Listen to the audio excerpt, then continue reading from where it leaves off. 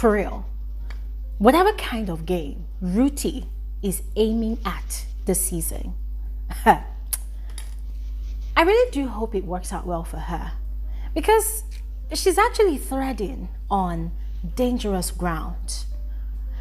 I'm referring to the fact that since last night, right after the live eviction show, she's been peddling this narrative against the Wanni x Ndi pair, you know, like this smear campaign against their characters in the house. Yes, and it's like she's hell-bent on mobilizing an army of supporters inside and outside the house. And guys, let's not forget that when these housemates have conversations, like one-on-one conversations with their fellow housemates, they are aware that that conversation is not only being heard by the person they're conversing with at the time. They are fully aware that millions of viewers are equally listening at that point in time. As a matter of fact, if people do not get a hold of that conversation at that point in time, sooner or later, before the end of the season, they will hear it. So RHUTHEE has been working harder than the devil to push this smear campaign against the Wanni x Ndi pair. And she already started with her partner DJ Flo, who is not really giving into the negativity, yes, but just basically advising her to just ignore and just make peace for the sake of immunity and them also earning longevity in the game. But she's not listening. She's not listening, yes. And am I mad at it? Ladies and gentlemen, I am not. Because what did we sign up for? The drama. The game. Yeah. So she's playing a dangerous game, but I must give it to her though. I must give it to her. She is very intentional and she's really working hard on it. Yes. So last night, she had a conversation with Mayor in which she completely twisted up the whole story about what really caused that heated altercation between herself and the twins. Now, she did not end that conversation there. This morning, early this morning, she had retold that narrative again to Mayor. And for every time she retells the story, she presents herself to be the victim in that situation. Ladies and gentlemen, there are certain statements that she made on these two occasions, you know, whilst in conversations with Mayor last night and this morning, and I'm going to share it on this video and analyze it briefly as well. But of course, I would love to hear your thoughts about it. All right. Now, aside RHUTHEE, there were other conversations that has happened in the house this morning, and of course, massive congratulations to the NELITA pair on emerging the heads of house for this third week of the season by an almost unanimous vote from 8 pairs out of 11 pairs in the house, and this is excluding the NELITA pair themselves. So ladies and gentlemen, massive congratulations to these people. I mean, I cannot wait to see how this week pans out for the housemates. All right, but yeah, we're gonna go back to the gist. All right, and that is the crux of the matter of this video anyway. So please make sure you watch to the end of this video. Do not skip out on any part.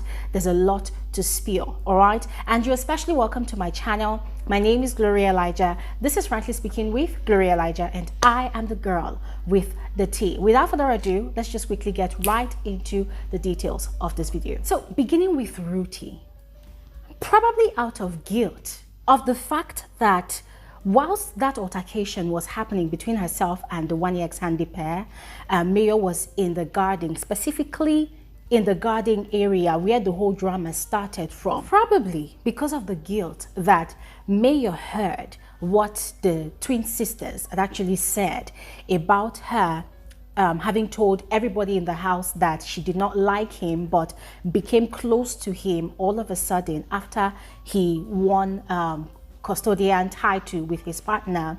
You know, she felt like her plan had been exposed. And so yesterday, she started explaining herself. She explained and explained and explained, and in the process, she took up the role of the victim in that whole situation and heavily villainized the twin sisters, you know, talking about how they had been very provocative to her. They've always triggered her and she's always been quiet, you know, and guys, she just went on and on and on to the point of even assuring Mayor that they are in this together. Now, from her explaining herself, she shifted the conversation to, his mood, because she had seen that, okay, the guy was not in a good mood. He was feeling really down about his decision with his partner to eliminate the Ndi Nne pair from the house. So she had offered that solace to him, and even went as far as assuring him that, oh, they are in this together. And guys, I was cracking up when she made that statement, because we know right from the get-go that RHUTHEE does not genuinely like Mayor like that. She doesn't. As a matter of fact, Saturday night after the party, she had told DJ Flo, her partner, that she's only using him. Yeah, that she's only using him for immunity. And yeah, she succeeded in her plan. And I give it to her, because that was actually a brilliant move. She really invested a lot of energy, emotions, and food resources, to solidify her territory around him. And it worked. Guys, it worked.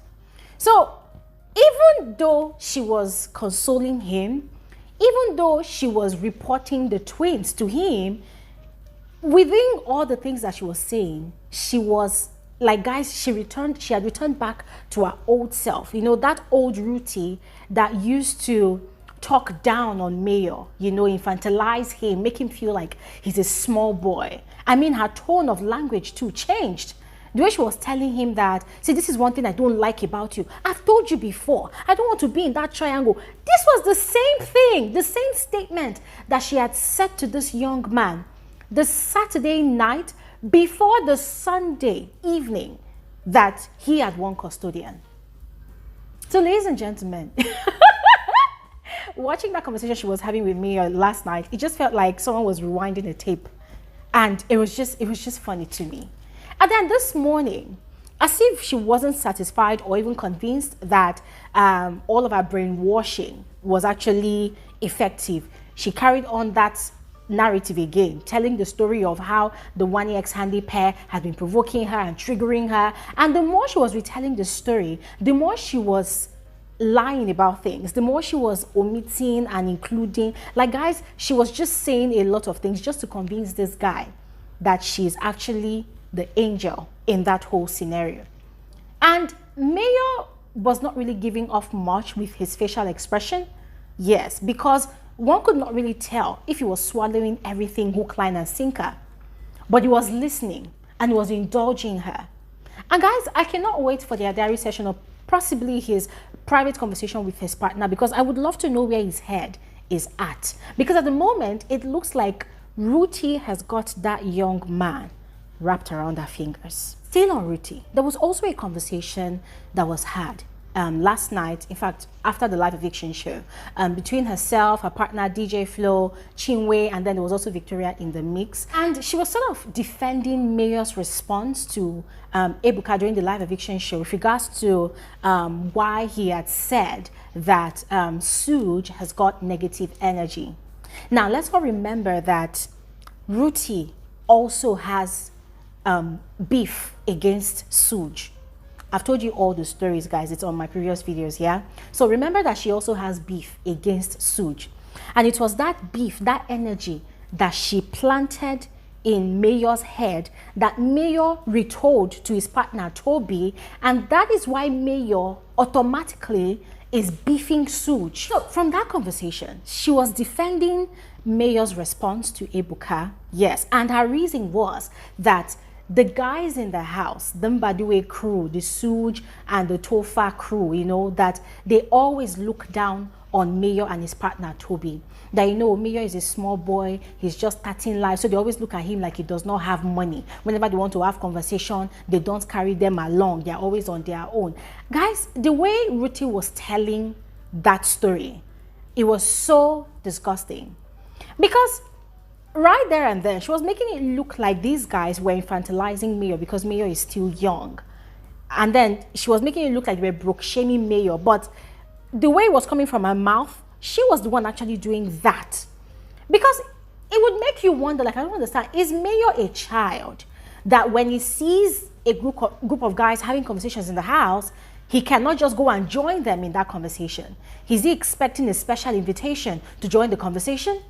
I mean, this is only the 3rd week. Okay, as at last night, it was still week 2.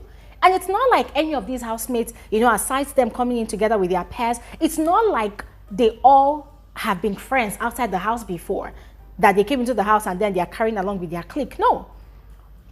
Aside the pairs, all friendships in the house started in the house. So what stopped Mayor from getting along with the other guys?